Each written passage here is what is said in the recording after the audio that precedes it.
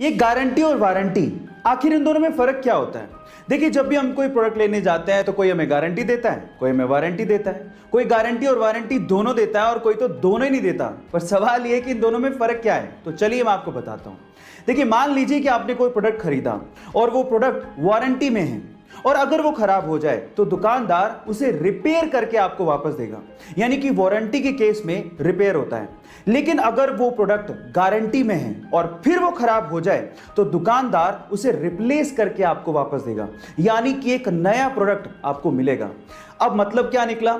Warranty के case में repair होता है, लेकिन गारंटी के केस में रिप्लेसमेंट होता है। गाइस, जब भी आप किसी बाजार में से रेस्टोरेंट के आगे से निकलते हो तो आपने जनरली ये देखा होगा कि रेस्टोरेंट का कोई ना कोई लड़का आपके पास आके डिस्काउंट कूपन देता है और आपको कहता है कि रेस्टोरेंट में जब भी आप खाना खाएं तो ये डिस्काउंट कूपन दिखा दीजिएगा, आपको 20% डिस्काउंट मिलेगा या 30% डिस्काउंट मिलेगा। आप कूपन ले लेते हो, लेकिन थोड़ी आगे जाने के बाद उसे फेंक देते हो। लेकिन टेली स्टोरी नाम का एक रेस्टोरेंट है, उसने अपना डिस्काउंट देने का एक गजब तरीका निकाला है। उसने 2000 के नोट के जैसे दिखने वाले पेपर पर अपना डिस्काउंट कूपन छाप दिया और उसे सड़क पर फेंक दिया।